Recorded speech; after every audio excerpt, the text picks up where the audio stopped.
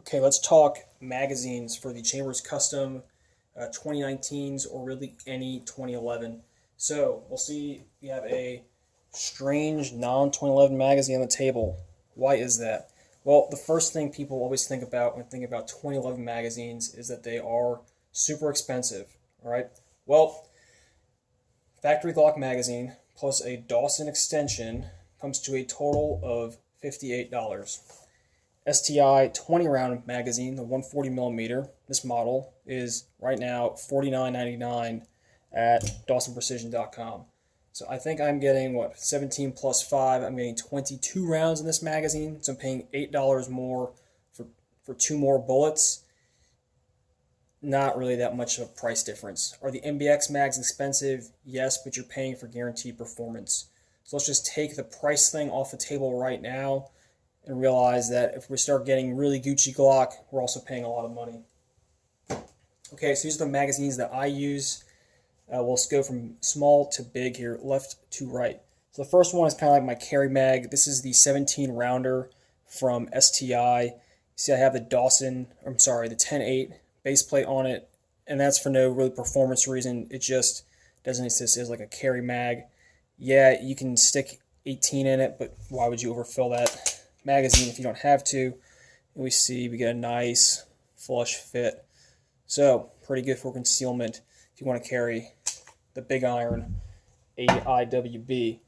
Next, we've got these MBX mags from Chambers. These are what you're going to get shipped. These are going to hold 18. They lock back, and they do a great job. Right? I've never not had lock back with these mags. Super robust. You don't got to baby them. Very rarely do I ever take any of these magazines apart. And I think that the MBX mags, again, more expensive, but you're paying for guaranteed performance. So think about what the risk that you're willing to assume is and how much money you're willing to put forward to mitigate that risk.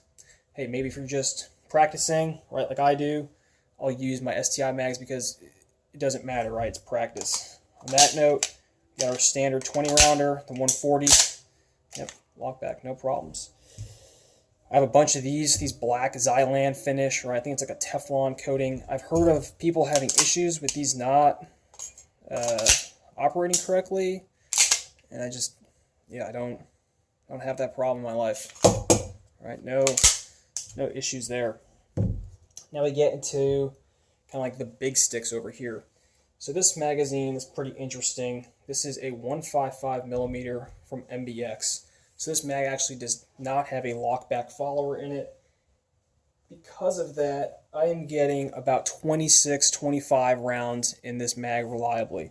I really like this magazine. It's kind of like a in the car, backup mag, whatever, because I'm getting 25 or 26 rounds in it, and it really doesn't stick out too much, right? Like that's not exactly crazy, lightsaber length sticking out there. It's also pretty good in competition because when you come from that reload, right, it's a little bit easier to get a good index on that magazine versus some of these 170s, which you start doing this bobbling stuff, and that is no bueno for reliable operation. Could you put a lockback follower in this mag? Yeah, I'm sure you could. They just came from MBX without the lockback, and again, I'm using them mostly for either competition or it's kind of like a throw in the car mag. If I fired 17 plus 26, like that's a lot of shooting. So I'm not really concerned about lockback at that point. We have a MBX 170. I am getting a grand total of 29 rounds in this magazine. So think about that, 29. Again, no lockback. That's how I get 29 in there. Big mag. Really, this is only suitable, I think, for competition. Right? If you need to roll up a 29 rounds in the gun, maybe we start carrying, I don't know, a rifle. Last mag I'll talk about is a 170 from STI, and you can see I'm pointing to the 26 round hole. Why am I losing 3 rounds compared to the MBX? It's because of the lockback follower. Okay, this mag I've had a few hiccups with. I think the issue really comes down to just the spring strength. So throwing 26 147s in that magazine is getting a little bit of nosedive. I think that this magazine just doesn't quite have the spring strength to really push up those 147s. I haven't messed too much with 124s with this mag, so later on I'll mess with that and I'll see how that plays out. Not really a big deal. You probably noticed I have all these mags numbered so that I know which mag is going to cause issues or has been causing issues so I can then rectify it. Magazine maintenance, I don't clean these mags all the time. I probably take a mag apart only if it causes me issues. I only had one mag ever cause me issues, and then if I get OCD, I'll wipe it down on occasion.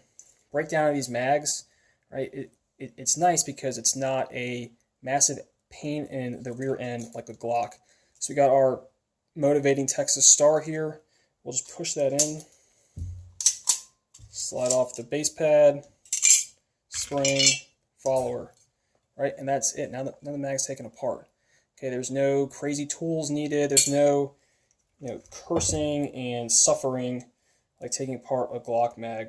One of the things that I think, right, is that we don't take apart our Glock mags because they are a huge pain in the ass. So it's just kind of like not a conversation topic.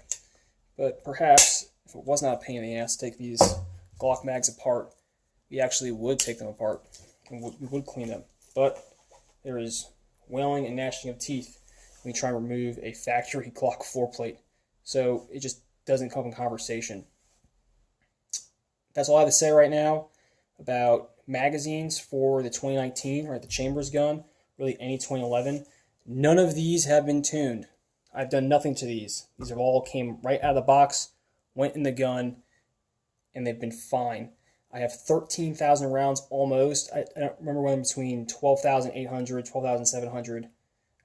A lot of bullets through these mags. Yes, I have some more magazines.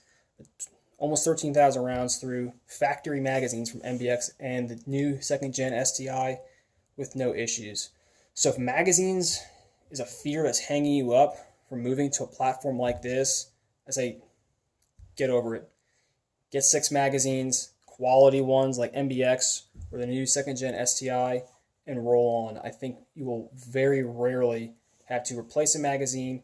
If you very rarely have an issue with a magazine, it's extremely easy to rectify. Got any questions? Just drop them below. I hope to answer them in the comments section, or potentially I'll make a second video if there are enough questions about these mags. Thanks.